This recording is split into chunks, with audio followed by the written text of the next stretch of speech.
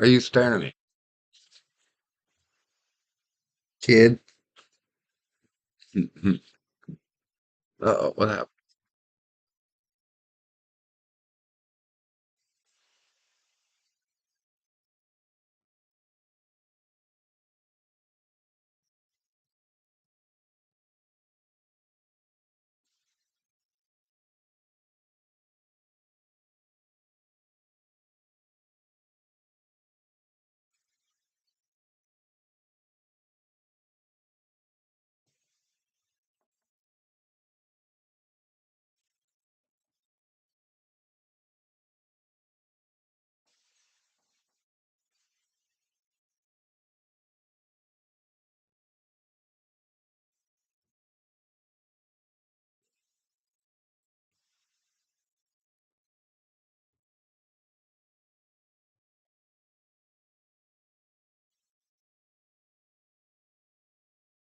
Too much. Too much.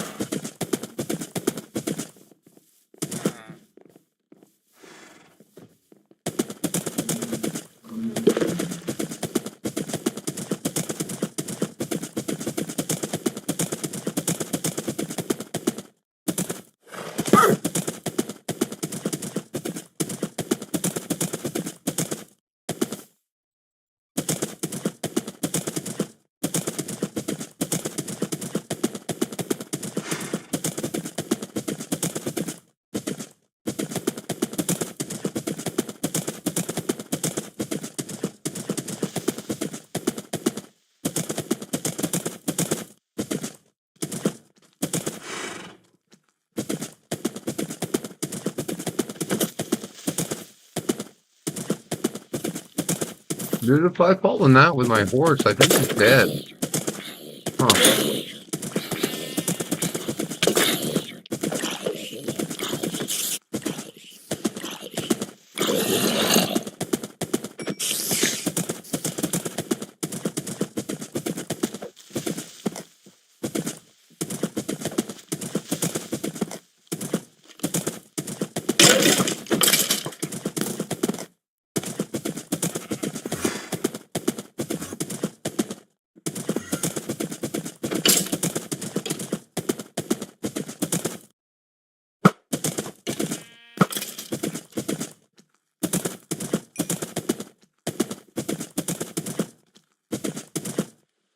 I just found a bed in random nowhere. How about that?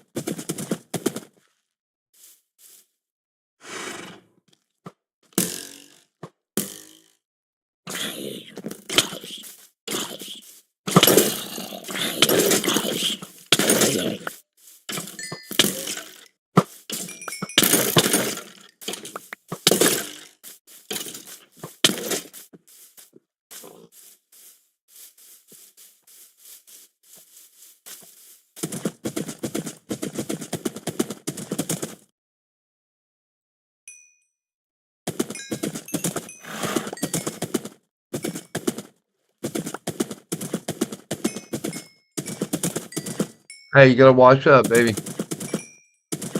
Buzz, will you help her? Have a best cat. Mm-hmm. You do. Peanut, too. Peanut butter.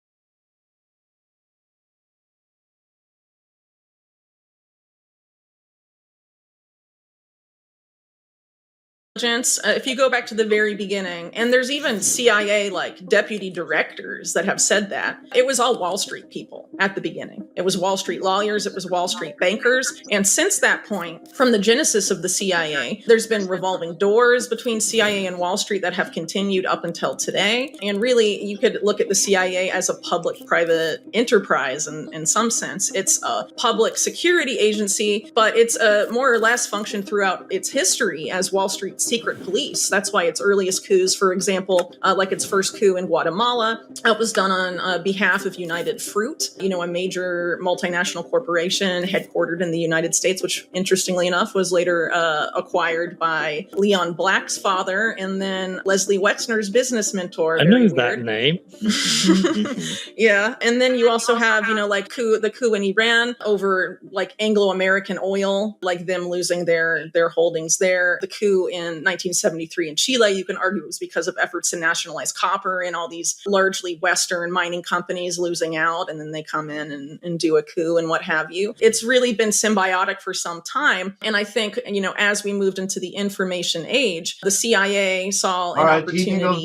Well, let me back up a little bit. The internet from the very beginning was, it originally started as ARPANET, a project of the Pentagon. And for anyone that really wants to know about that history, I would highly recommend the book Surveillance Valley by Yasha Levine. It was essentially created in Vietnam as a counterinsurgency program. That was the goal of it, by the same people that were involved in things like the Phoenix program, which was the first instance of, military intelligence, at least U.S. military intelligence, using databases to come up with names of dissidents and then assassinating them. And a lot of them weren't actually dissidents, like suspected dissidents or neighbors of dissidents and all of this stuff. And then from Phoenix Program, it goes, all these CIA-backed dictatorships like Pinochet in Chile, for example, Operation Condor, use the exact same system. And they've been building these systems with the internet even before the modern internet as we use it now existed. And so a lot of these there were efforts early on to make the companies who would come to dominate the internet. And that has happened. It's just a matter of public record. If you look at the biggest companies in big tech, I've done work about how Facebook was essentially launched as a resurrection of a failed DARPA program called LifeLog by the same person that resurrected the failed DARPA program, Total Information Awareness, one of the most insane surveillance proposals ever in U.S. history, resurrected as Palantir. You can thank Peter Thiel for that, co-founder of PayPal. And a lot of these other companies that have become huge, Google, for example, there's a good article by Nafez Ahmed written on when he published at Insurge Intelligence called How the CIA Made Google. If you look at a lot of these companies, you will find intelligence agencies at the beginning. Palantir, I mentioned earlier, took In-Q-Tel money, developed very closely with the CIA. It began at PayPal. It's a PayPal spinoff, Palantir is. Oracle, another huge company in Silicon Valley. Larry Ellison, before he started Oracle, was working on Project Oracle at the CIA on databases and was the infrastructure for Oracle as we know it now. A lot of these, there's been a lot of, symbiosis between intelligence agencies and these big companies for a long time, and they couldn't have done it without venture capital. And that's arguably why the CIA launched In-Q-Tel in the late 90s, because they wanted to become big players in Silicon Valley. Because when you decide, who the kingmakers are, well, there's a lot of things actually to be said about that. So what I mentioned earlier about Total Information Awareness, this is a program that was just deemed so insane in the early 2000s that essentially every mainstream media publication railed against it and rights group railed against it. But then when they relaunched the same program essentially as a private entity, as a private sector entity, no one complained. And so the CIA for a long time and other intelligence agencies have followed this exact playbook, specifically Israeli intelligence. When you move into the private sector, you can get away with a lot more than you can in the public sector sometimes, depending on what you're trying to do. And so there have been efforts to do that, I would argue, for a very long time. And if you look at how these big tech companies have developed, and, for example, revelations from the Snowden leaks, just like how the extent to which these private companies, how much of your data that they're selling or passing to U.S. intelligence for warrantless surveillance. I mean, they've been collaborators of this for a very, very long time. And I think there really hasn't been enough scrutiny of that. And I would really argue that a lot of these companies operate more often than not as intelligence fronts. And it's kind of gotten to the point, too, where in U.S. specifically, the people behind these very big tech, the biggest of the big tech companies, are also the main donors to U.S. political parties, right? You have Peter Thiel on the Republican side, you have Reid Hoffman on the Democrat side, and Eric Schmidt on the Democrat side. I mean, they fund our politicians and they dominate our, private sector infrastructure, especially as we've been forced to be more online, specifically since the COVID era. And the goal is to have things digitalize even further and have it all be on these people's systems and have us become completely dependent on their infrastructure. And these people are in bed with intelligence. And even aside from the intelligence connections, they have a lot of dirty laundry. Why did Jeffrey Epstein have connections with almost every big tech oligarch in the United States? I mean, not enough people have bothered to ask that question. Why were so many of them subpoenaed during the JP Morgan Epstein case in the U.S. Virgin Islands that ended up being settled? I forget how much JP Morgan paid to make it all go away, but a lot of money. All I really want to add to that is that it's important to keep in mind that when the petrodollar system has been the standard for keeping the dollar the global, or reserve currency, the U.S. has gone to war and killed millions of people to defend that. With the likely motivations, obviously there's more than one, but one of the key ones in invading Iraq, I would argue, was the fact that Saddam Hussein, not long before the invasion, had started selling oil in euros instead of dollars and made a lot more money, showing by example to other other OPEC members that they could make more money selling in different currencies than the dollar. And then, of course, you have the case of Libya in 2011, where Gaddafi was trying to move to a gold-backed currency called the dinar and was selling that to African countries, a lot of which either use dollars or they use, financial stuff, and that's why you had the US and France essentially lead that regime change operation with devastating consequences for Libya, which used to be the safest country in Africa, then became the most dangerous and has been cited as an example of, or a reason for why, immigration got so out of control in Europe after that point. So there are cases where, the US government, or rather US empire, is willing to go to extreme lengths to defend the dollar. So the idea that they would just sit idly by and just let dollarization happen without having some sort of plan in the works, especially knowing that they couldn't keep this going indefinitely and that the world was going to move at some point to a post-oil economy. I think it's important to keep in mind that these people have been very serious and played very dirty and created insane instability just to keep the dollar the global reserve currency, because it gives a lot of advantages just to the US. I fully feel that they intend to keep those advantages, even if it means a different system. And dollarization has happened in specific Latin American countries in the past, Ecuador, for example, El Salvador. And what happens then is that when they're dollarized, those countries lose their financial sovereignty. They become dependent on decisions of the Fed, and a lot of consequences come from that. So this is an effort by the same architects of even those instances in Ecuador and El Salvador to essentially foist the same thing on Latin America, but under a more, it doesn't seem like overt dollarization and stable coins that aren't directly connected to the US government, but they are connected directly to the US Treasury system, for example. And then we also have some of these companies that Zappo are connected to, for example, that are also backed by this Endeavor company that is the focus of this piece, like Satellogic, which was also a key focus of our previous article, Debt from Above. And if you look at the board on Satellogic, you have the former head of the Treasury Department, Steve Mnuchin. You have Howard Lutnick of Cantor Fitzgerald, one of the main, people involved in the Treasury system, right? And then you have someone from the Rohatyn Group, and the Rohatyn Group is named for Nick Rohatyn, who basically led the Latin American debt policies of JP Morgan throughout the 1980s, netting the bank an insane amount of money and really aggravating the Latin American debt crisis as we know it today. So why are all those people on the board of the satellite company, for example? And why do these people pop up at Zappo? Why are these people that also are, involved in stablecoins like PayPal, for example, with PYUSD, why are they all over Endeavor, the PayPal mafia? I think it's so much that it's very hard to ignore and write it off as a coincidence. The Tether play, I think it's really similar, but in reverse of what Elon Musk is doing. So Tether started off with money, right, with the stable coin. And now they're going into satellites and brain chips. Musk is doing brain chips and satellites, and he took over his social network, arguably for the user data. And now has made it very explicit his intentions to turn Twitter X into a bank that he hopes to be half of the financial system. Why is that happening? It's very odd. And then when you consider all these PayPal link ups, well, of course, Musk being a co-founder of PayPal, it's all very and the big picture is that countries like Argentina and also Lebanon and several countries throughout the world have been targeted by economic warfare for a very long time. Argentina is a very good example. You could argue it began in the 70s and the 80s and with the economic policy. I mean, when Argentina was a military dictatorship, some of the financial policies they adopted were completely insane. You had a neoliberal in power during the 90s who was very bad for Argentina, in my opinion, Carlos Menem. And then you had their economic collapse in 2001, which again, you could argue was a direct consequence of a lot of those policies, both of the dictatorship and of Menem's presidency. And then you have the IMF come in and all these other entities. And what they try and do after the 2001 economic collapse is have Argentina engage in things like debt for land swaps, debt for resources swaps. And this has been going on not just in Argentina, but lots of, most of Latin America, arguably, for a very long time. And it's a resource grab. And, some of what we allude to in this piece and what we hope to allude to in upcoming reports and, a book is that a lot of the, people that, I've written about and that Mark's written about and that we've written about together are the engineers of that expressly. And by blowing out Latin American debt in the 80s and 90s, it was a way to basically yoke Latin America to the United States and, or more broadly, a lot of the transnational economic interests that, are based in the United States, like Wall Street banks, for example.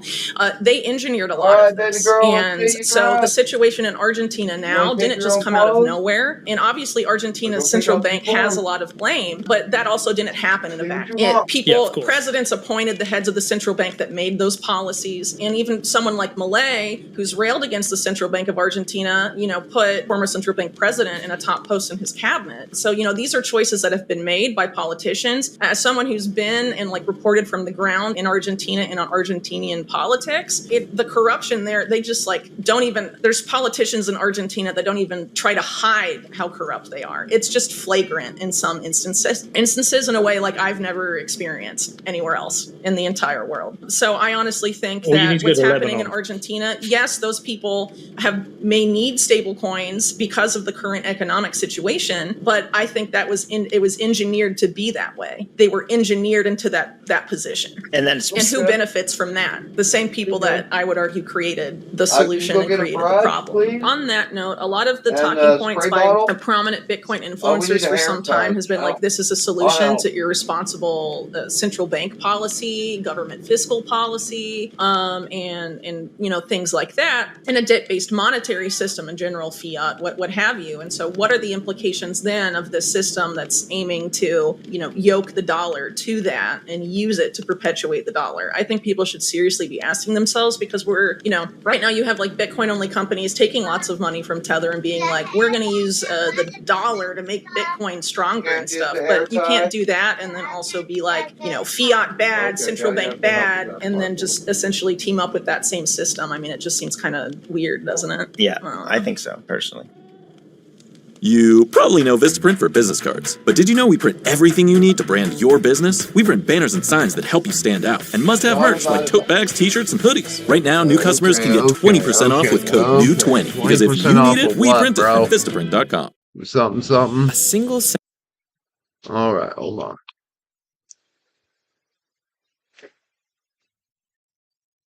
Okay, hold on, I'm coming. Too many things at once. Let me see here. I have to watch later. All right. Do.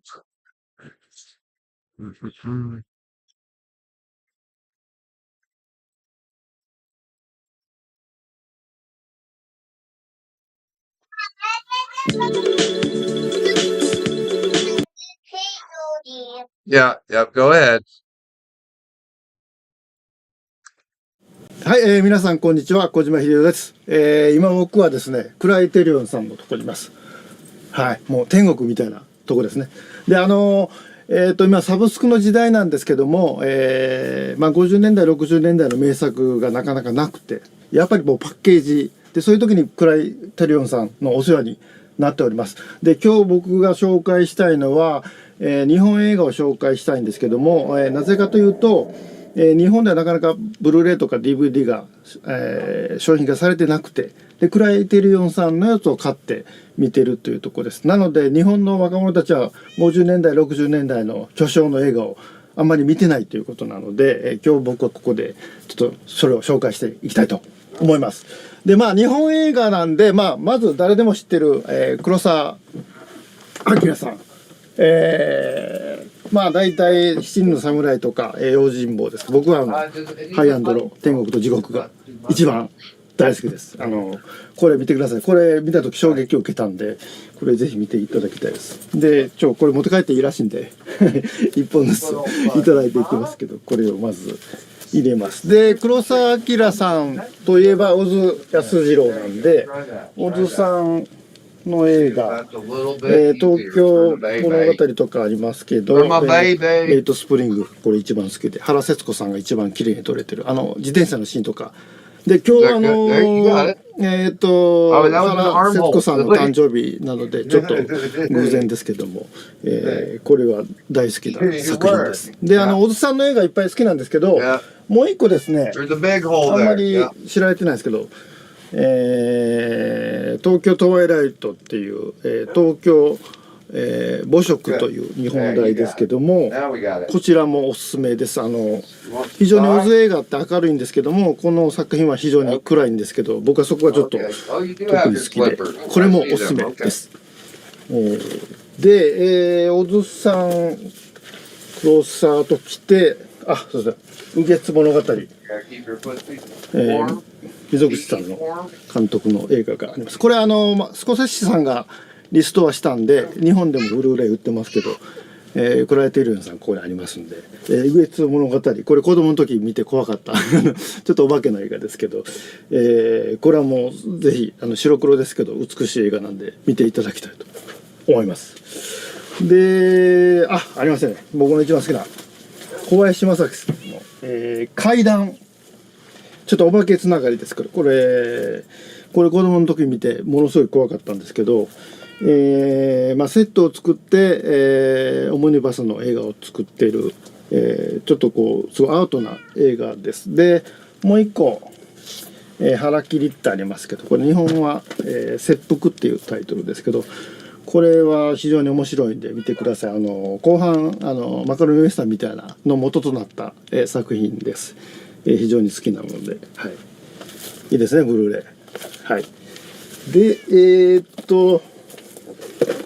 はいはい、中川信夫さんのこれ「地獄」っていう、映画ですけども、東海道四谷怪談っていう映画がありまして、それはお岩さんの映画なんですけど、僕子供の時見てそれトラウマになったんですけど、その映画大人になってみるとすごいアート系の映画で、非常に子供の時見た印象とは全然異なるんですけども、そこから中川さんのファンになって、地獄もこれ地獄の話なんですけど、結構シュールな映像なんで、これも見ていただきたいと思います。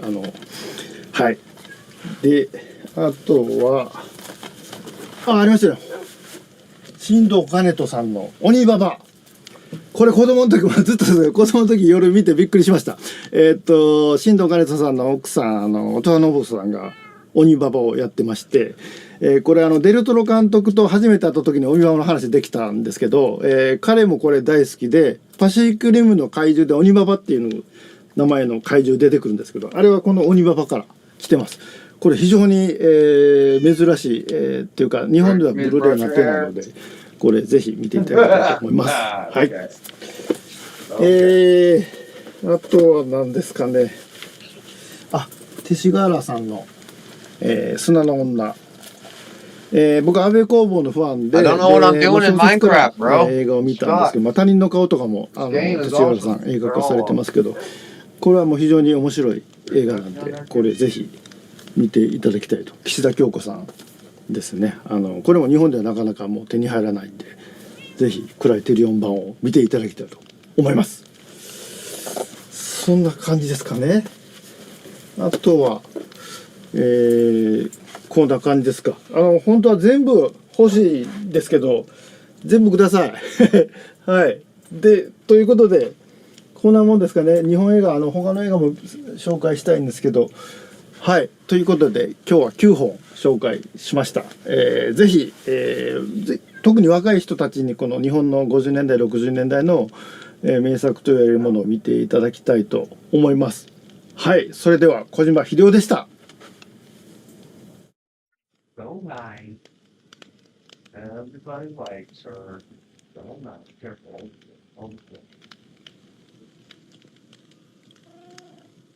So smooth. Lowe's knows when you need a new appliance, you need it fast. So we offer next day delivery on hundreds of appliances. Plus, members save more. And we'll haul away your old one. When you need it fast, we've got you covered. Shop Lowe's today. We help, you save.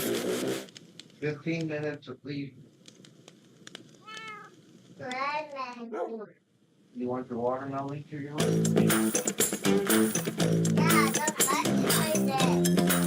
It does match the red.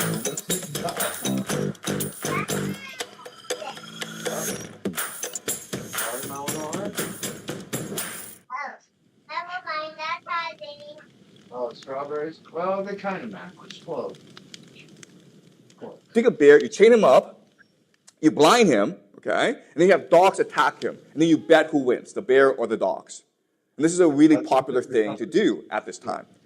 All right? So it just shows you that we think of Shakespeare as very high class, and we teach Shakespeare as high class. But at this time, Shakespeare is very, very low class. And Shakespeare's plays are performed right beside bear baiting venues as well as brothels. Right? But this is important because if Shakespeare is reaching to the masses, right, he's educating the masses into a global imagination. All right. Shakespeare and theater, it's so detested by the upper class that from 1642 to 1660, the Puritans banned it from England. Okay, remember we discussed the Puritans and how they're obsessed with control. They hate alcohol, they hate fun, they hate theater, especially theater. They hate Shakespeare, okay? So they banned it. So during this time, Shakespeare is extremely controversial. So having gone into history, let's discuss the genius of Shakespeare, okay?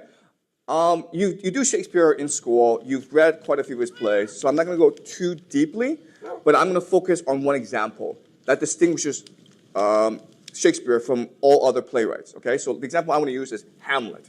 Okay, Hamlet, the story, you know, it's a very simple story.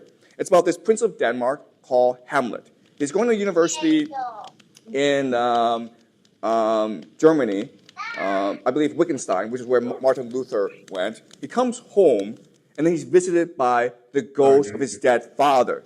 And the ghost of his dead father tells Hamlet, I was killed by your uncle Claudius, who now has stolen the throne from me, as well as married my wife Gertrude, your mother. It is your responsibility as my son to seek vengeance against Claudius. Okay, so that's the mission of Hamlet. The problem is that Hamlet, he is a very analytical person. He thinks too much. Paralysis is analysis, okay? So he spends the entire play thinking about how to kill Claudius, but also whether or not to kill Claudius. And this is why we believe that Hamlet is Shakespeare's best play, because it is a very deep philosophical work. And in many ways, Hamlet is really the expression of Shakespeare. You may not know this, but Shakespeare had a son called Hamnet, and Hamlet actually died when he was young. So a lot of scholars of Shakespeare, and there are like thousands of scholars on Shakespeare, believe Hamlet is Shakespeare's most personal play. All right, so we're going to go into a bit of Shakespeare and look at the most famous soliloquy in Shakespeare to understand how he thinks, how he writes. 1 minute for a All little right, bit. so- Take recess. This is Get some iambic air. pentameter. To be or not to be, that is the question. Whether 'tis nobler in the mind to suffer Yes. the slings and you arrows of can. outrageous fortune, or to Yep, take you can take it arms against outside. a sea of troubles, and by opposing end them, to die, to sleep, no more, and by a sleep, to say we No, end we the don't need heartache it in and a here. thousand It's natural outside door. shocks. Hey, you guys. Uh-oh. I heard that premium light is coming. Wait, So it's not what's a working premium like it light? did, huh? It's more of the YouTube you love with fewer. Yep. That flesh is here to. 'Tis a consummation devoutly to be wished.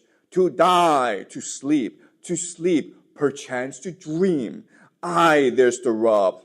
For in that sleep of death, what dreams may come, when we have shuffled off this mortal coil, must give us pause. There's respect that makes calamity of so long life.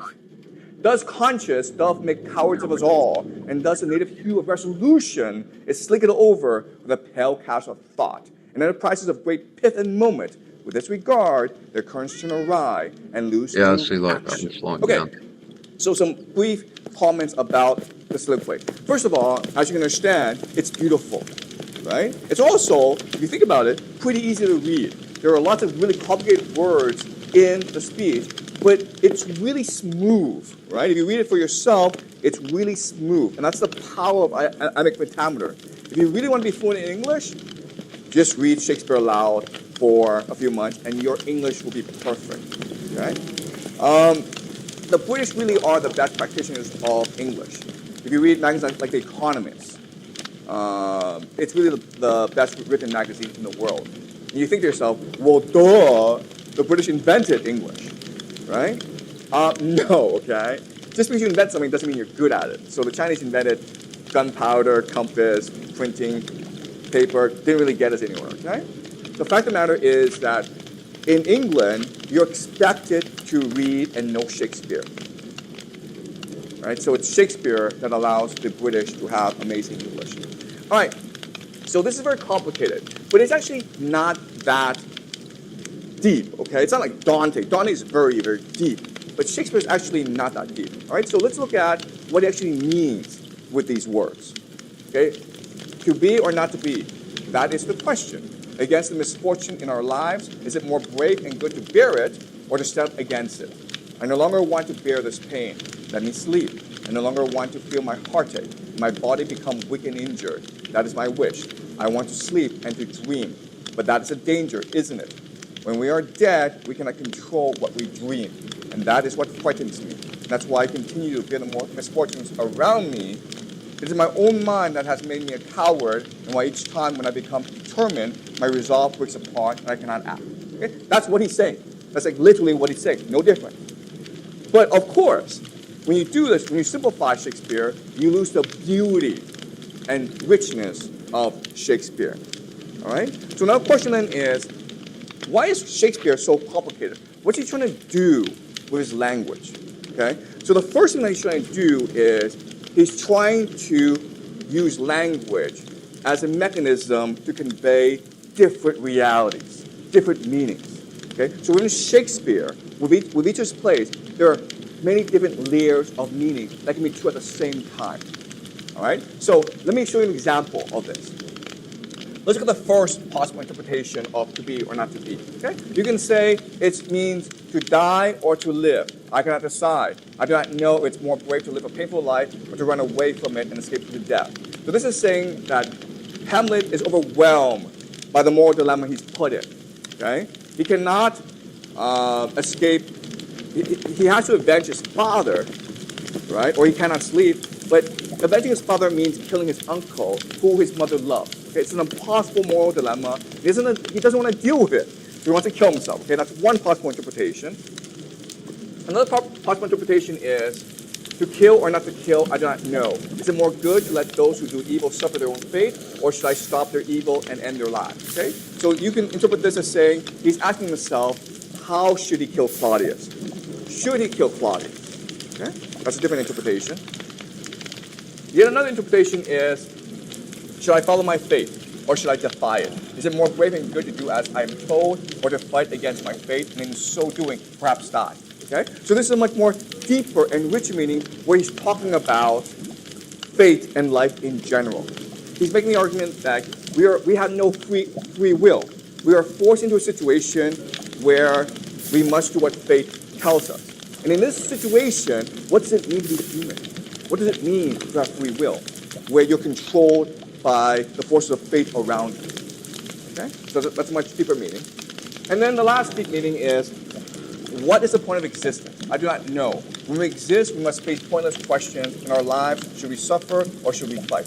Okay? So this is the deepest meaning, where he's actually asking, what is existence? What is the point of all this? How do we get here? What is the purpose of existence? Okay? So there are four possible interpretations of this speech, and they're all correct. I smell the finest things for a living. Today we're smelling laundry.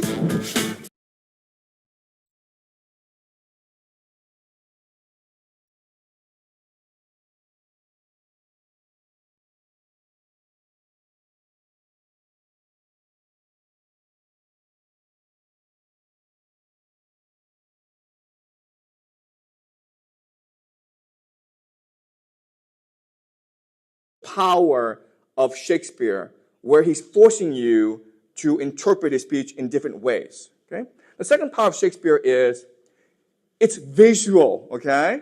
In this tradition, in this oral culture where no one reads and writes, well, most people don't read and write. Most people are accessing their information through words, right? And in this tradition, words are images. All right? So let's go over the soliloquy and see how these are images, okay? So when Hamlet says, suffer the slings and arrows of outrageous fortune, or take arms against a sea of troubles, and by opposing end them, the audience is seeing these pictures. They're seeing a movie in their heads. Okay, that's the attraction of Shakespeare. Okay, do you guys see this? Is it clear to you guys? All right? And because you're seeing pictures, they remember all this. Okay? When you talk to an English person, it's amazing how much Shakespeare that person knows subconsciously. Another image, okay? In that sleep of death, what dreams may come, we have shuffled off this mortal coil, must give us pause. All right? So this is an image of a person who's dead, so his soul goes up to heaven. But what's in heaven? What's in that sleep of death? No one knows. Okay? Another image. What the fuck? The native hue of resolution is slickered over with a pale cast of thought. Okay, so this is a complicated sentence, but it's really about how something that is clear to us, once we think about it, becomes very dark and unclear. Right? So that's the power of Shakespeare. It's a visual language. All right, another example. In the price of great pivot moment, their currents turn awry and loosen of action. Right? So imagine a ship, it's going in a direction, you're set on that path, but the moment you think about it, the moment you think deeply about what you're doing, the ship collapses. You don't know where you're going anymore. Right? So is that clear to you guys? All right. So let's summarize what we learned, okay? Shakespeare turns English into the world's linguistic internet, a platform in which all cultures, ideas, and worldviews can meet and crossbreed. Okay? So Shakespeare is transforming English into this extremely flexible, beautiful, memorable language, which allows everyone to learn English well. If you want to learn English well, just read Shakespeare. Okay? That's all you have to do. And then you can master English. So it's a linguistic internet. Where you at, For bub? the first time, all cultures are able to meet together within the English All right, language. we'll get stuck. Don't forget. Okay? There's a problem with this. The problem is this. But this exchange is mediated through Anglo-American civilization, which is at its heart utilitarian, skeptical, and empirical. All right? So when you embrace English, when you experience English, you're also experiencing British culture, history, and philosophy, okay? And as we discussed, the three main philosophies of British culture are utilitarian, skeptical, and empirical. Utilitarian, we discussed last class, it just means that we should do things that works as opposed to what is right. Skeptical is to be skeptical of our capacity to reason and to think. If you think you know something, you probably don't know it, okay? And then empirical just means the only thing you know is things you experience, all right? So, in other words, Anglo-American culture, even though it dominates the world, it's pretty There we go. lackluster. Yeah, we It's need a very copper narrow-minded. smelting room. It's very practical. Or we could put It's copper pretty here. mediocre. Man, I don't want to move things I already Right? If built. you want to know what I mean by that, think about We'll just think do to yourself, do a copper smelting room. when was the here. last great American novel you read?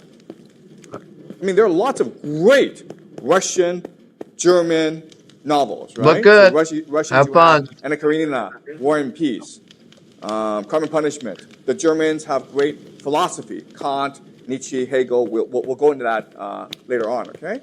But I struggle to think about what great art the Americans have produced, even though they are the most wealthy, most powerful country that has ever existed in human history. Okay? And I mean, Shakespeare is great. I mean, like I love Shakespeare. King Lear is one of the greatest plays ever written. But Shakespeare compared with Dante, I mean, I don't know, okay? Dante is like, you are in the mind of God. You can feel this is divine, okay? But with Shakespeare, you're like, this is beautiful, but is it a pretty nothingness? Okay? That's a question I have. And again, to be fair, it's been a long time since I actually read Shakespeare. I've read most of his plays, but it's been a long time since I've read Shakespeare. So what I want to do later on, maybe a few years from now, is actually teach Shakespeare and see if I'm wrong, okay? But right now, I have to say, Shakespeare is not as impressive as Homer and Dante. Right? I think Homer and Dante are the two greatest poets who ever lived. All right.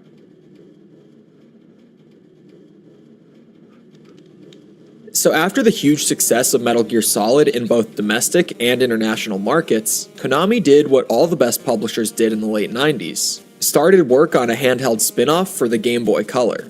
The game would be called Metal Gear Ghost Babel in Japan and simply Metal Gear Solid in international releases, and it would be set in a separate, non-canon continuity from the main series, with the game's story being an alternate sequel to the original Metal Gear.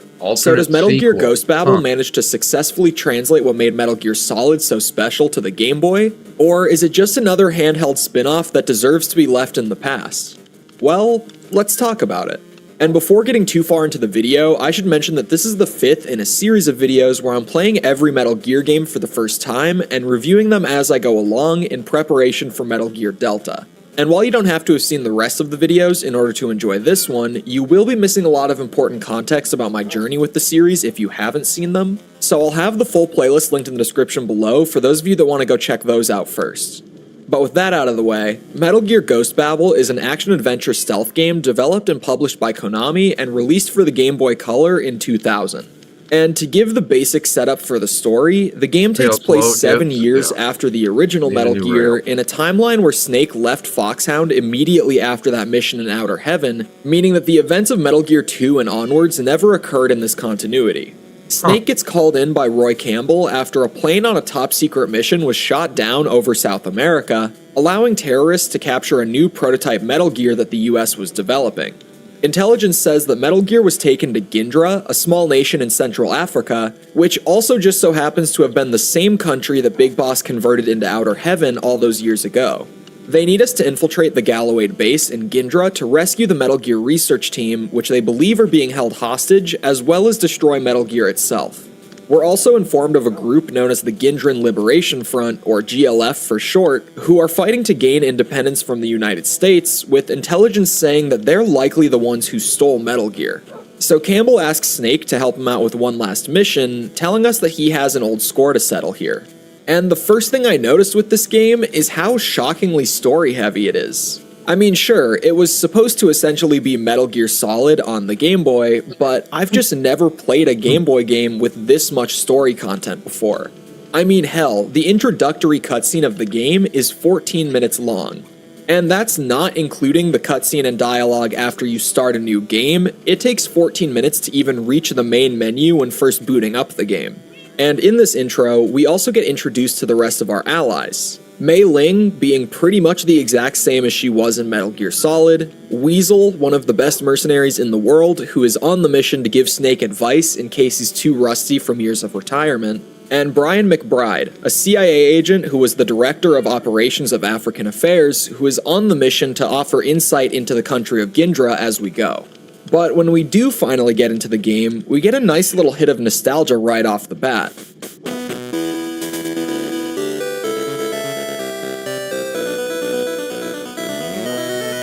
Excuse me. And this isn't the only song pulled over from the older games in the series either, with another noteworthy one being that the alert theme from Metal Gear 2 is present in this game as well, which is an interesting choice because if you ask me, Metal Gear 2 has the weakest alert theme in the franchise, but it's still charming that they brought it back nonetheless. I was also shocked early on by how great the sprite and animation work was. I genuinely don't think I've ever seen a Game Boy Color game that looks this damn good. The sprites are high quality, the colors are fantastic, and the animations are just so smooth. As far as the gameplay itself though, it's relatively unchanged from the previous games in the series. You'll run around the base while trying to avoid detection from guards, potentially shooting them with a suppressed weapon or knocking them out to get around them more quickly, and in the event you do get spotted, running away to hide and wait for them to stop searching. But that's an interesting change from the 2D games in particular here, as you can no longer actually fight your way out of alerts in this game. In Metal Gear 2, you had the option to hide or fight, not being forced into one or the other, but here, if you do kill an enemy that's coming after you, the game will simply just spawn another one from a doorway or something and have them continue to pursue you. And while I get that they want to force you into a more stealth-heavy playstyle, I think that this is a pretty negative change, as it makes all weapons in this game, aside from your suppressed pistol, basically useless unless you need to use them for a specific boss fight. And while we're on that note, the combat might actually be the worst of the 2D Metal Gears here. It's mostly the same, but there are a couple changes that make it feel notably worse than in the first few entries.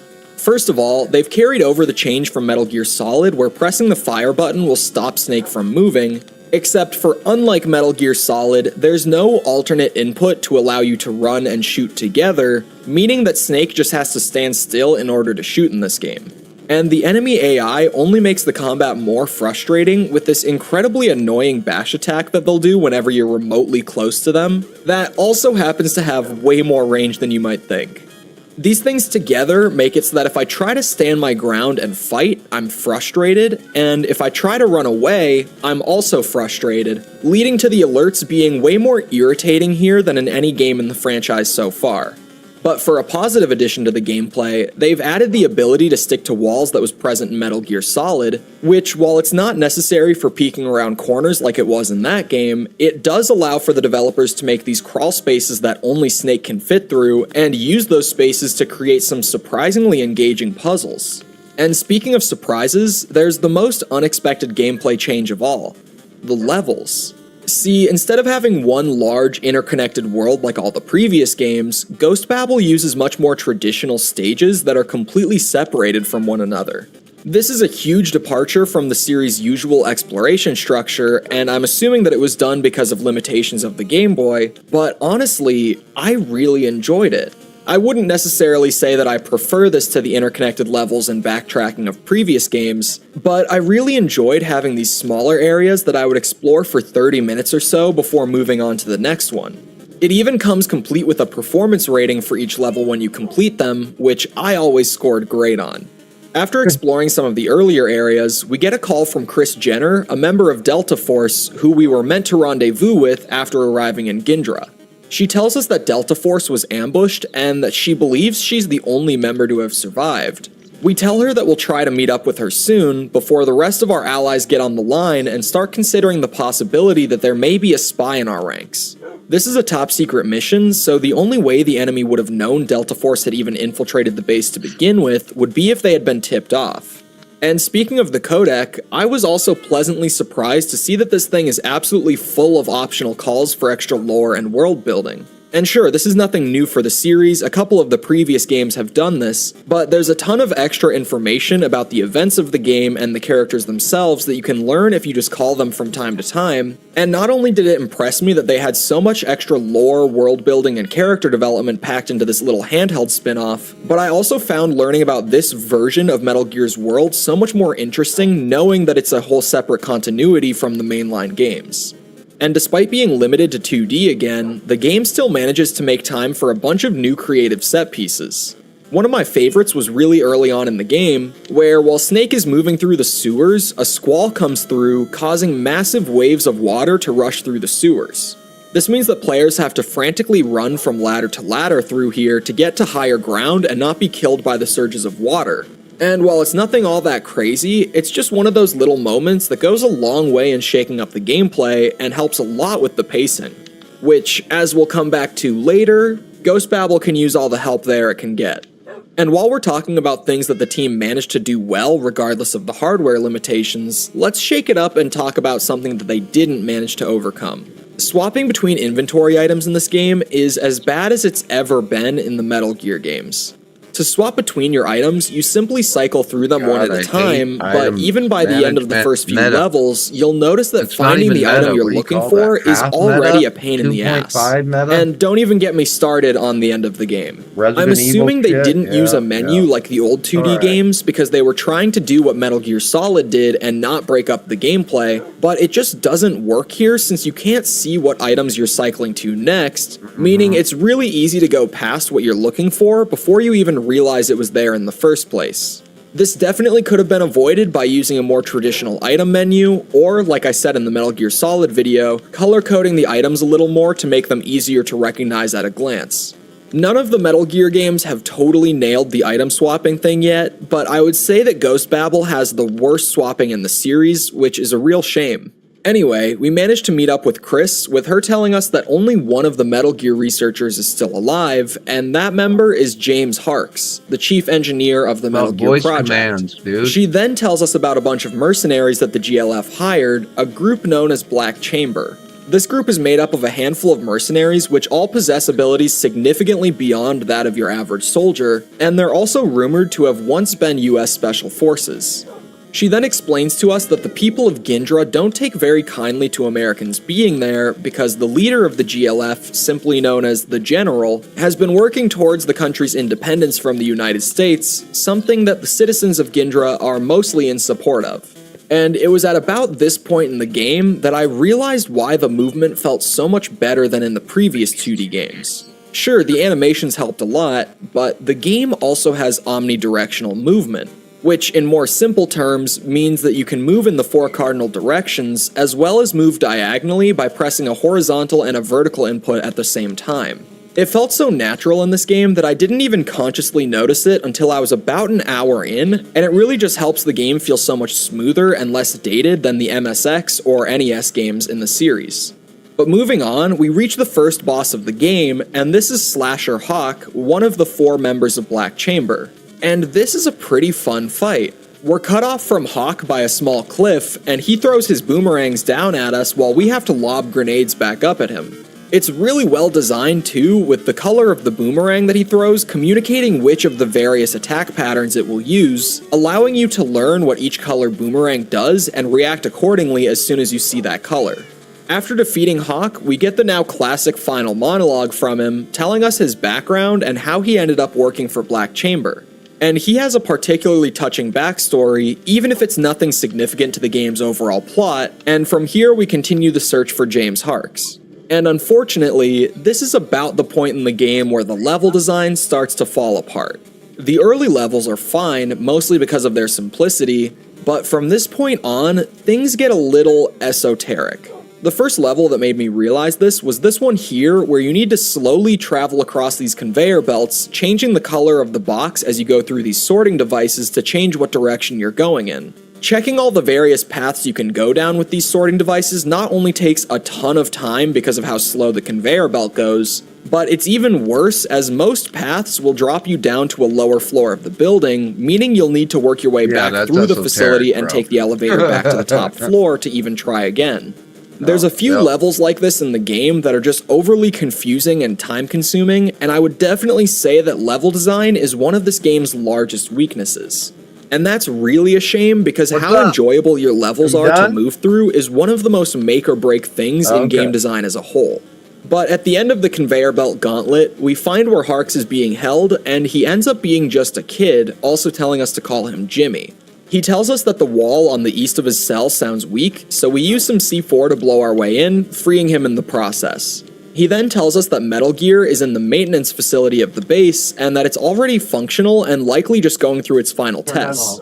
He also then mentions overhearing something about a Project Babel, but he doesn't know any of the details about it. The power then suddenly goes out, and Jimmy says that it's likely because they're diverting all the power to Metal Gear so that they can fire a nuke out of its railgun, a concept that's returning from Metal Gear Solid. So we call Chris, asking her to take over protecting Jimmy while we go after Metal Gear. And this scene is also where I noticed a very subtle detail in the game's dialogue and cutscenes. The pitch of the text scrolling sound effect will change based on who's speaking, allowing the developers to very subtly change how you interpret that character's speech.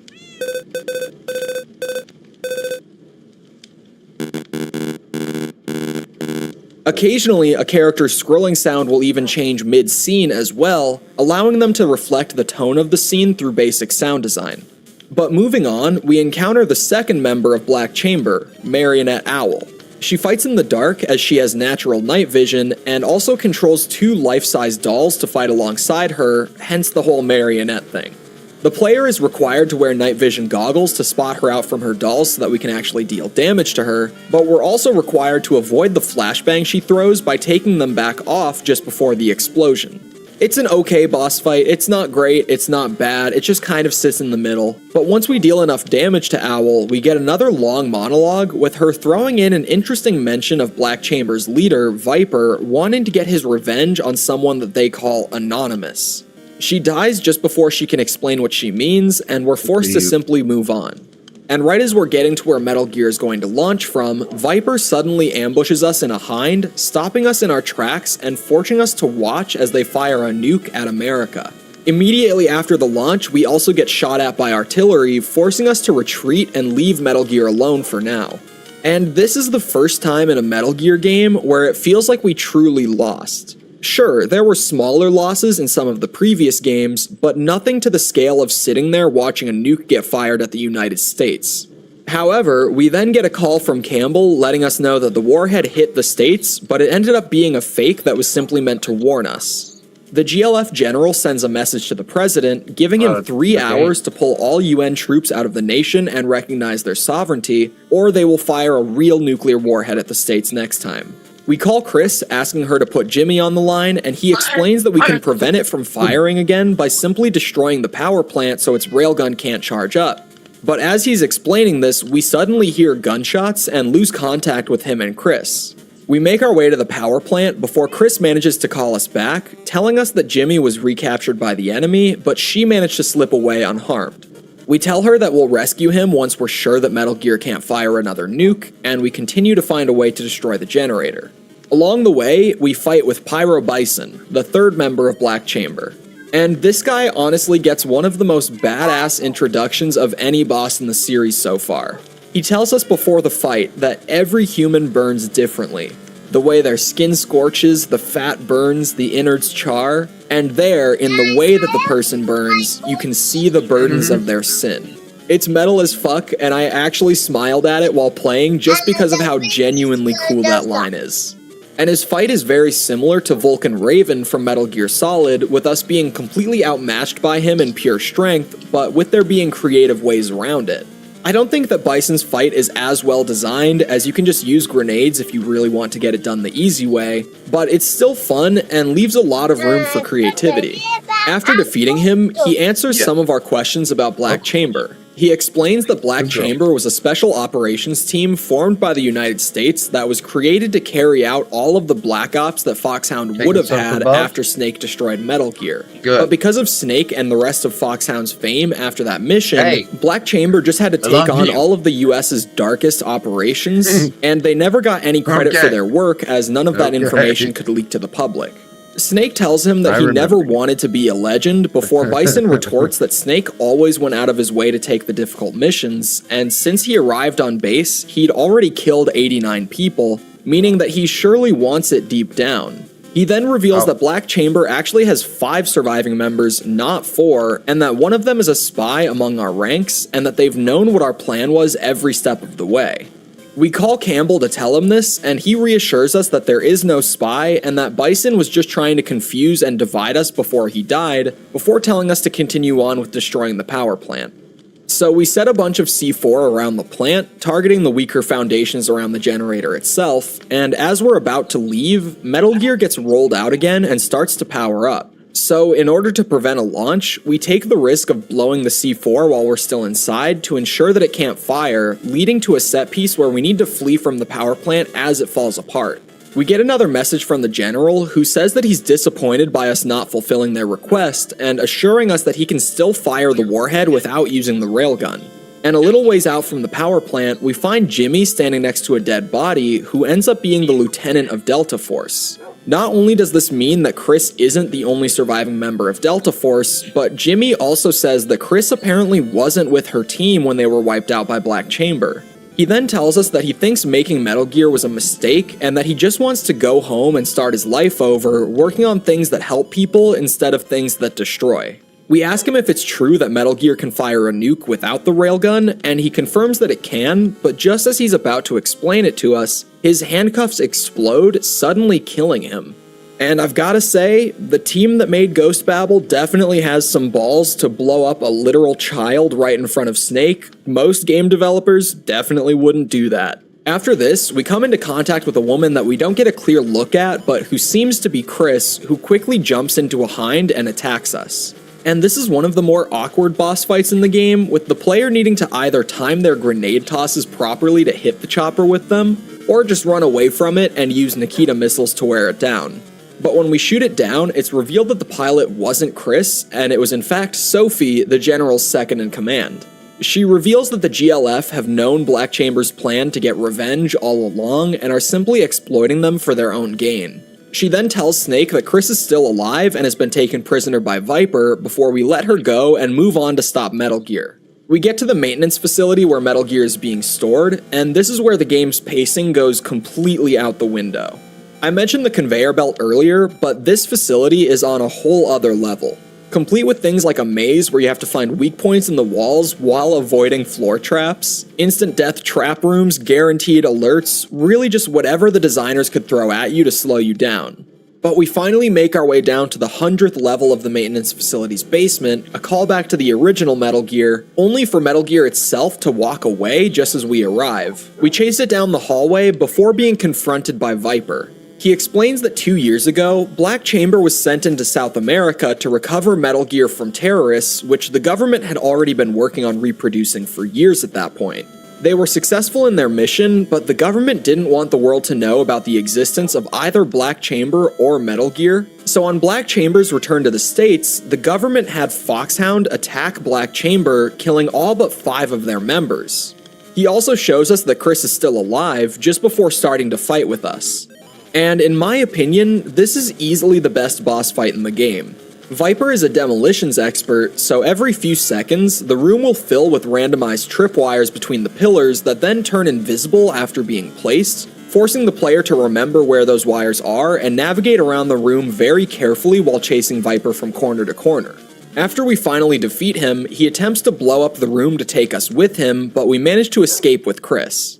Chris then explains to us that the reason she wasn't with Delta Force when Black Chamber attacked them was because she had been ordered by the Army Chief himself to wipe any evidence of America's involvement with Metal Gear, the assassinations of Black Chamber, anything that they couldn't afford to have leaked to the public. We move forward, coming face to face with the General himself piloting Metal Gear. He monologues to us for a while before casually mentioning that there's a connection between the GLF and the US government, and when Snake asks him what he means, he says that he'll tell him what that connection is if he wins before attacking him with Metal Gear. And the Metal Gear fight in this game is kinda bullshit. It starts out with us being chased down a long hallway by him, with us needing to place landmines or C4 wherever the foot is going to land. But the problem is that the amount of time the foot's shadow will hover before actually planting is randomized, so it's literally just a guessing game to try to deal damage here. After this, there's a much longer second phase where we need to deal damage to Metal Gear's weak points while avoiding its machine guns, laser turrets, missile barrages, flamethrower, just anything that it could possibly throw at us. But after many attempts and a very long and difficult fight, we managed to destroy Metal Gear. With the General dying in front of us, Snake demands the information that he mentioned earlier, and the General then reveals that Outer Heaven itself was a US-backed venture that provided mercenaries to clients before Big Boss decided to break from the program and start a revolution. We were simply sent in all those years ago to silence Big Boss and his mercenaries. But the real connection between the GLF and the US government is that the GLF was created by the US in order to provoke African countries into fighting one another, keeping them occupied fighting amongst themselves so that they wouldn't be able to band together and try to overthrow America. And before dying, he hands us a disc containing every piece of information that the Army Chief sent Chris in to purge, allowing us to take evidence of all of the General's claims back to the West with us. The General dies, and Viper suddenly appears standing on top of Metal Gear. He reveals to us that Campbell was involved in the assassinations of Black Chamber, before Campbell calls in, quickly being knocked out by McBride, who reveals himself to be the 5th member of Black Chamber. Viper then initiates a secret launch sequence in Metal Gear, activating nuclear-equipped satellites in orbit, telling us that we have 90 seconds before 7 nuclear detonations are set off in the US. We then battle with Viper one last time before we manage to kill him and stop the launch with only a few seconds to spare. We get a call from Campbell again, and Weasel tells us that he shot and killed McBride in self-defense. However, Weasel then reveals that he's working for the original CIA director who had started Outer Heaven and the Metal Gear project to begin with, and that they had orchestrated all the events of this story in order to regain control of the project. He was also, of course, tasked with killing our whole team once the mission was over, but he has a change of heart and decides to let us all go instead, saying that he'll make up a story to tell his boss about how we all escaped. And finally, we ride off with Chris into the sunset, and the game is over. So, like I said at the beginning of the video, the story here is surprisingly strong. I didn't love it quite as much as Metal Gear Solid, but I think it's my second favorite Metal Gear story so far, and it's definitely the highlight of the game in my opinion. It has good characters, good writing, great twists and turns throughout, and the amazing artwork is just a cherry on top. And overall, Metal Gear Ghost Babel is a really interesting game. The story and the core gameplay is honestly really good, and this is probably one of, if not the strongest title I've ever played on the Game Boy, but the level design and certain design decisions throughout the game can make this an absolute chore at times, so I'm really conflicted when it comes to my overall thoughts on it. I do think that this is probably the strongest 2D Metal Gear title, but at the same time, I think that I might personally prefer Metal Gear 2 by just a hair. So at the end of the day, I'm going to give Metal Gear Ghost Babel a 7.5. And with that, we've officially covered the last of the 2D games in the series. Thank you guys for stopping by, and I hope that you all enjoyed. This project has been an absolute blast so far, and I'm humbled by the amount of support that you guys have given it. If you're looking to get behind the scenes updates, early video access, and just support the channel in general, feel free to stop by my Patreon page. Everyone who contributes even just a little bit really goes a long way in allowing me to put more time into these videos and just generally supporting myself through them, and I can't thank you guys enough. If you're looking for any of the other videos in the series, you can check them out right here, and maybe you'd even be interested in another series we've been doing recently, doing the exact same thing for the Ace Combat games. But once again, thank you all for watching, and I'll see you guys right here for the next Metal Gear review. Beautiful. Smells good. Can you click? Yeah. Welcome, Father. Thank you very much for having me, Matt. We've been trying to do this for a while, so I'm glad we're finally getting it done. Absolutely. I've been looking forward to this. Okay, hold on. Many of you, I'm sure, know Father Ripperger. For those who may not, he's very well known for his work in the field of exorcism. He's the superior of a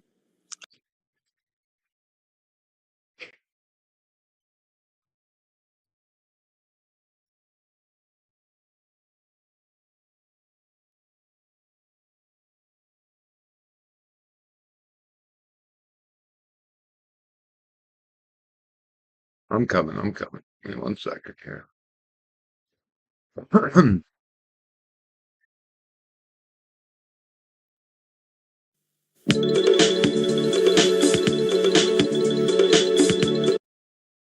If your child has used Roblox, you might be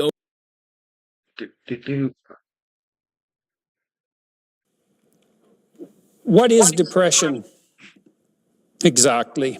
Tell me, Doc. Well, it's a preponderance of negative emotion. It Caused by seems what? self-evident. Depressed people are sad and frustrated and disappointed and grief-stricken.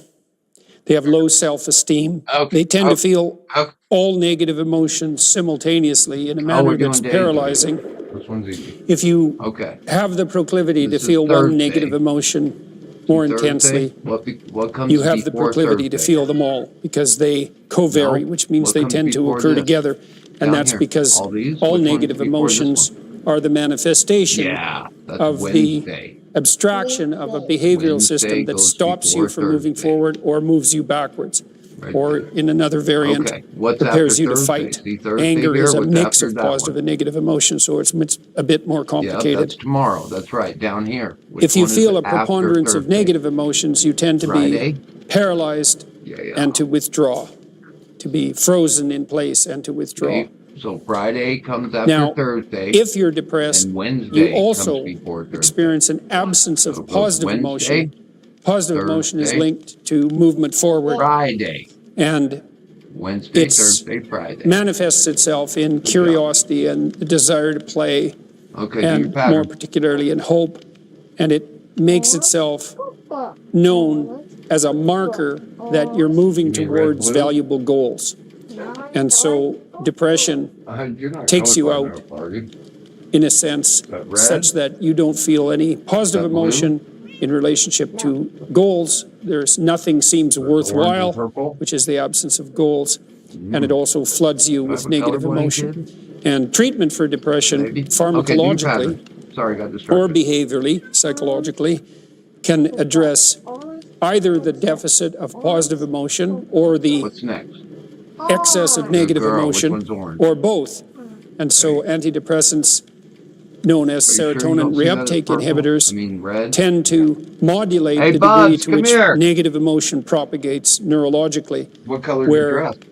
antidepressants like What color is that? bupropion or Wellbutrin tend to increase the that's probability better. that That's positive emotion will make itself manifest. And sometimes dog. people Okay, yeah, who I are thought so. treated You're biochemically for You're depression fine, Bubs. are treated with Okay. SSRIs, selective serotonin reuptake inhibitors, and with No, drugs that was like blue. Like this. What Wellbutrin. color is There are this? mixed Blue. antidepressants. Was it that color? And so, because Yeah. antidepressants work That's on fine. No, occasion, it happens. We're people learning. also We're tend learning. to think Daddy or just make got the nervous. claim that Can you depression count is these fundamentally words? a How many words biochemical in that disorder. sentence? And One. that begs the question, what do you mean by fundamentally and what do you mean by biochemical? And That's 4. Can you the find 4? situation is Yeah. much more complex than You think the you can do mere it? reduction of the I condition don't to know a where the mouse is. biochemical You abnormality want to try it? might indicate. Yeah. When I was Sometimes doing it takes a long differential time. diagnosis for depression, Okay, where's and the differential end? Where do you diagnosis stop means reading? Where's the end? specifying Boom! the Good nature job. of the problem, distinguishing it from other similar problems, and then formulating something approximating a treatment plan.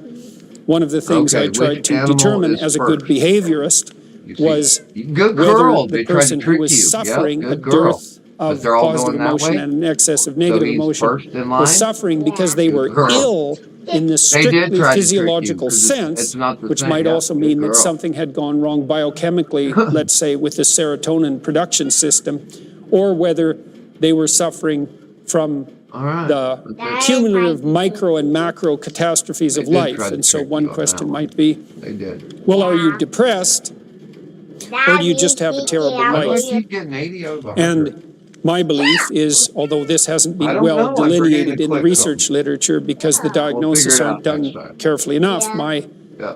strong intuition is that, and it makes sense theoretically and Like the biochemically as animal? well, that Yeah. Maybe I did. antidepressants That work might be quite true. well often for people who don't have All right, you can terrible go play for a lives minute.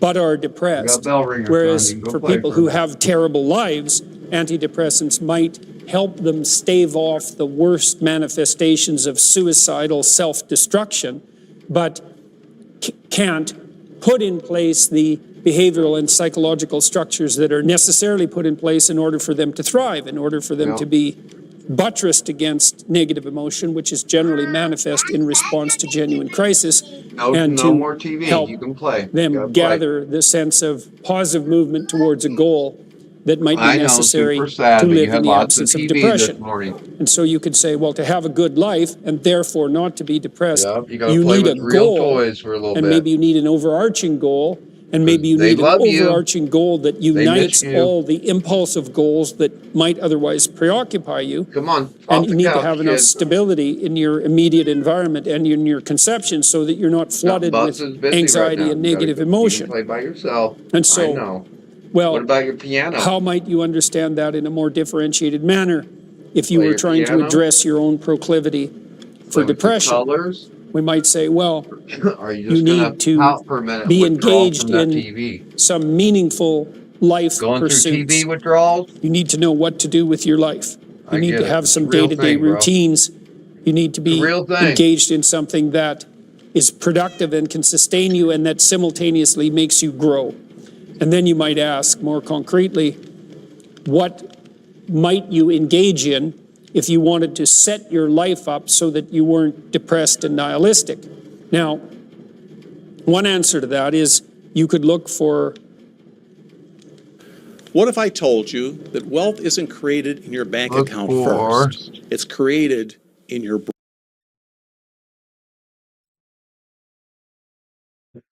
And significance where other people have found it. And so I would often walk through people's lives. So what a behaviorist does is differentiate the problem set into micro problems. So you imagine, well, I'm miserable. That's a very, very global statement, a very high level statement. You might say, well, if you're miserable, a serotonin reuptake inhibitor might help you. But if you're a behaviorist, you think, well, let's differentiate the misery. What do you mean miserable? You might say, well, do you have an intimate relationship? Because often in life, people would like to establish a productive and generous and mutually sustaining intimate relationship. And so the person might say, well, I've never had a partner. I don't have a partner now. I'm really lonesome. I'd really like to have someone, but I've never been able to make it happen. Or they might say, well, I do have a intimate relationship. I'm married, but my marriage is a complete bloody disaster. So it's okay. So now there's one source of misery and one domain that could conceivably be improved. And then you might say, well, do you have any friends? And the person might say, well, I spend almost all my time online or alone. And yeah, I have a couple of friends, but we don't see each other much. And so then you say, well, how often do you see your friends? You say, well, my best friend I spoke to my best friend on my phone 2 months ago for about half an hour. And we didn't really talk about anything important. It's like, okay, friendship, not doing so well, another box of misery. Well, do you have a job or a career that sustains you? And someone in real desperate straits might say, well, you know, I've been fired from my last 3 jobs, and right now I'm collecting unemployment, but that's going to run out, or welfare. That's going to run out in 3 months, and I really haven't been able to get a handle on my productive labor. And so I spend a lot of my time just lying around wondering what in the world I should do, or I'm online looking at porn, or it's like, okay, the whole job and career thing, that's pretty much a catastrophe too. How about your educational background or your plans for education? Well, I've had a pretty spotty educational pathway. I didn't finish high school, or I went to college, but I dropped out, or I'm embarrassed about my academic record, and I'm really not doing anything to expand my horizons on the educational front. It's like, okay, got that. What do you do with your time outside work? Well, as I said, I don't really work. Okay, well, what do you do with your time? So, well, I waste a lot of time. I waste a lot of time on social media, maybe 8 hours a day, which, by the way, was the median amount of time that my students claimed to waste when they were going to university, 8 hours a day. And do you feel any better because of the things you do online? I said, no, usually it just makes me feel worse. I see the wonderful lives other people are having, and that just reflects back to me how miserable and useless I am. Or I spend a lot of time reading the comments of demon trolls, and that just makes me feel hopeless about the human race. It's like, okay, nothing productive in terms of use of time outside of work. We put that on the box. What about your resistance to temptations, common temptations? Well, I use a lot of pornography, and twice a week I go out and get so drunk that the next day I'm pretty useless, and I'd probably do that more, except I don't have enough money. Oh yeah, now and then I also have a cocaine habit, but that's expensive too. So, okay, alcohol, drug problem, that could conceivably be rectified. Do you take care of yourself mentally and physically in any manner? Do you treat yourself like you're worth caring for or attending to? No, not really. I never really get any exercise. I spend a lot of time in bed. It's like, okay. Are you engaged in any civic enterprise of any sort? Do you belong to a church or a club or a political party? Or no, I don't go to church because I don't believe what the church says, and that's all corrupt anyways, and what the hell can someone like me do about the political situation? It's like, okay, you're not depressed. You have a terrible life. Now, you also might be depressed because of it, but the probability that tossing an antidepressant into the mix is all of a sudden going to fix these 8 domains of your life that are absolutely catastrophically out of order is 0.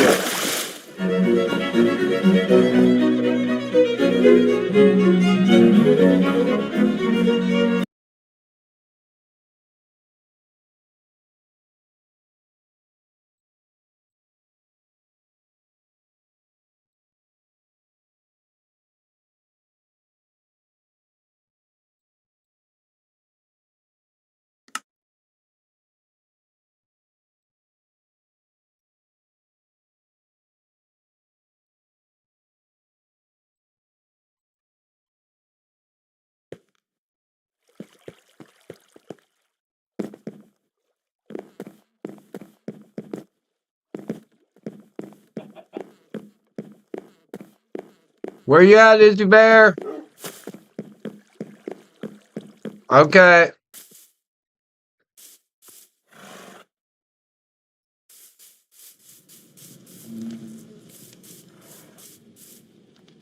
I don't know.